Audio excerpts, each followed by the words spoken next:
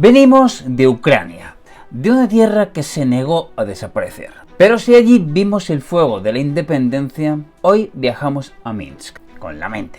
A un país donde todo parece haberse detenido. A Bielorrusia, al vecino silencioso, culminando nuestra pequeña trilogía que hemos hecho en los últimos miércoles. Un territorio que compartió historia, idioma y fronteras tanto con Rusia como con Ucrania, pero que escogió un camino distinto: la estabilidad antes que la libertad.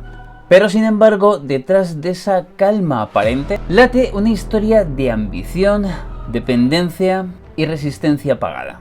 Porque Bielorrusia alguna vez soñó con llegar a gobernar Rusia, pero terminó siendo gobernada por ella. Dentro vídeo.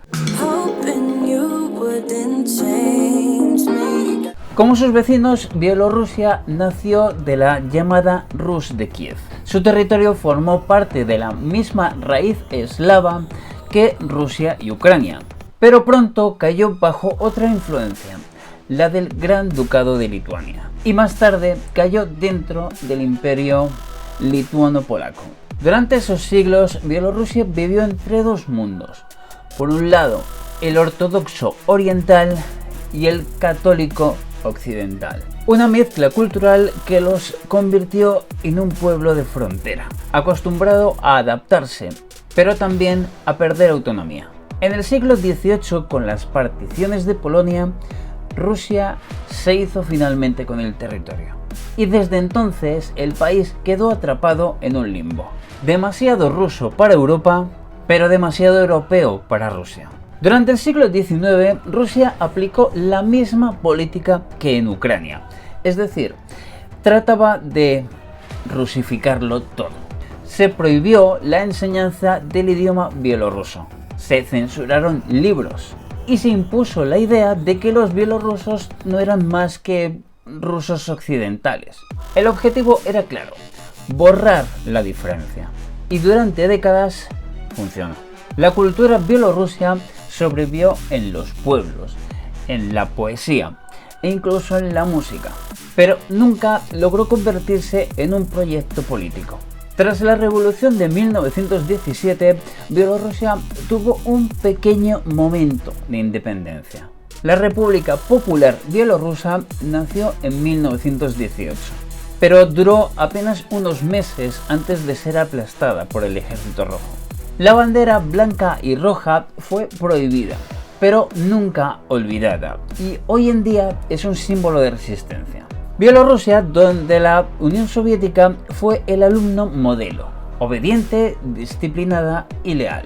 A cambio, recibió lo que otros no lo hacían: industria, inversión y prestigio. De hecho, Minsk se convirtió en una de las ciudades más importantes de todo el bloque, una de las ciudades más modernas, con mejor acceso a prácticamente todo y con una de las mejores calidades de vida de todo el bloque del este. Su gente tenía fama de leal y de trabajadora, pero todo esto tenía un precio bastante alto: la obediencia. Cuando en 1991 se derrumbó la Unión Soviética, Bielorrusia declaró su independencia casi por inercia, como sin ganas. No hubo euforia, no hubo ninguna celebración, fue apenas como un mero trámite político. Y en ese vacío de entusiasmo apareció un hombre para hacerse con todo: Alexander Lukashenko. En 1994, un exdirector de una granja colectiva ganó las elecciones en el país.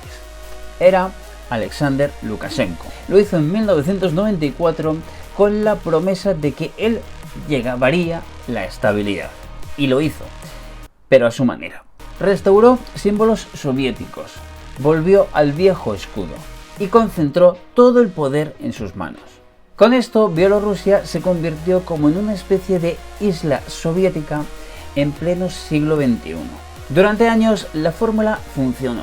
La gente tenía trabajo, los precios eran estables, todo estaba muy limpio y la tranquilidad era la norma. Os puedo asegurar que Minsk era, hasta hace poco al menos, una de las ciudades más tranquilas de todo el continente. Pero el precio era la libertad. Todos los medios críticos eran cerrados. Los rivales políticos encarcelados o exiliados fuera del país. Y las elecciones no son más que pequeños rituales en los que poca gente cree. Lukashenko se convirtió en el último dictador de Europa. Un hombre que entiende el poder no como servicio, sino como una propiedad. Pero aquí viene lo más curioso, y es que en los años 90 y principios de 2000, Lukashenko tenía un sueño: gobernar toda la unión estatal de Rusia y Bielorrusia. Soñaba con dirigir desde el propio Kremlin, convertirse en una especie de nuevo líder de una federación postsoviética. Pero la llegada de Putin rompió el tablero y truncó con los planes de Alexander. Y cuando Moscú recuperó su fuerza, Lukashenko se convirtió en una especie de subordinado incómodo. Pasó de ser un posible heredero a no ser más que una marioneta. Y todo por poder tener gas barato y apoyo político. Así que ese precio le costó entregar parte de la soberanía del país. Y aunque intentó jugar un poquito con ambas partes, de hecho en unos años se podía visitar el país sin necesidad de visado desde Europa Occidental, que yo mismo lo hice, lo cierto es que siempre terminaba siendo el cómplice sin querer del Kremlin. En 2020, Lukashenko anunció que había vuelto a ganar las elecciones con un 80% de apoyo. Pero esta vez ya era demasiado. Nadie le creyó. Miles salieron a las calles de Minsk ondeando la bandera roja y blanca, la del símbolo de resistencia. Y esto significó un despertar de un país adormecido durante décadas. Y al frente, una figura inesperada, Svetlana Tsikhanouskaya. Es la esposa del principal opositor encarcelado.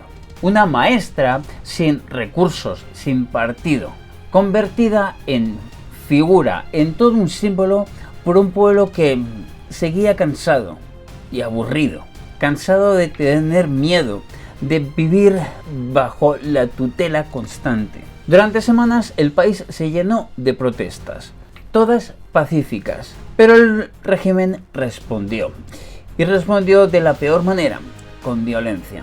Miles de detenciones, torturas, pero Lukashenko estaba a punto de caer. Y en ese momento, Putin lo sostuvo. Y desde entonces ya no es un país aliado de Rusia, es un satélite. En la Bielorrusia actual, hablar simplemente bielorruso es un acto político. Aunque el idioma es oficial, desde todo lo que hacen desde las administraciones públicas, todo lo que se necesita es el ruso. Hablar el idioma o enseñarlo es ya visto como sospecha. Pero es también una forma en silencio de decir, no todos obedecemos. Por eso muchos jóvenes lo rescatan en canciones, en redes, en pequeños proyectos culturales. Es cuando el idioma se ha convertido también en una trinchera. Y lo mismo ocurre con los símbolos. La bandera roja y blanca, la de Viva Bielorrusia, está prohibida. Pero como toda idea prohibida, vive en la memoria colectiva de todas las personas. Lukashenko lo sabe, no va a gobernar para siempre. Y por eso ya ha empezado a preparar su propia sucesión. Y él, como buena autócrata, solo confía en su hijo, Nikolai Lukashenko, más conocido como Kolia. Ha sido criado como príncipe y se le puede ver en cumbres internacionales. Se ha sentado en el Vaticano, se ha aparecido junto con Putin y acompaña a su padre incluso en reuniones militares. Kolia aún no gobierna, pero ya aparece el mensaje claro. En el país no se gobierna por ley, sino por sucesión. Pero mientras desde el gobierno fabrican un heredero, la gente no se conforma. Hay muchos en el exilio que no están dispuestos a aceptarlo. Desde el 2020, miles de bielorrusos han huido hacia Polonia, hacia Lituania o hacia Ucrania. Incluso muchos están combatiendo en Ucrania. están creando una oposición digital. Y esto puede ser mucho más eficaz que cualquier partido clandestino. Telegram, YouTube, TikTok se han convertido en un campo de acción. Desde allí difunden filtraciones, organizan reuniones, mantienen viva la llama en el sitio donde Lukashenko no puede hacer nada. Podemos decir que la dictadura controla las calles, pero no las redes. Y por primera vez Bielorrusia tiene una oposición que no depende de Minsk. Opera desde fuera, pero con raíces dentro. No tiene armas, pero sí tiene una gran ventaja: la narrativa. Porque cuando el régimen caiga, y va a caer, esta generación ya tiene una historia que contar. Y quizás más importante, un país que reconstruir. Desde 2022, Bielorrusia se ha convertido en una especie de campo de cuartel general del ejército ruso. Desde allí despegan aviones, se lanzan misiles, se entrenan a soldados y desde allí también empezó la invasión a gran escala de Ucrania. Lukashenko lo llama protección mutua, pero todos sabemos lo que significa. Y es que el precio de su supervivencia fue entregar el alma del país. Bielorrusia no es Rusia, tampoco es Europa, pero sí es el espejo roto de ambas. Un lugar donde el pasado nunca se fue y donde el futuro todavía no se atreve a llegar.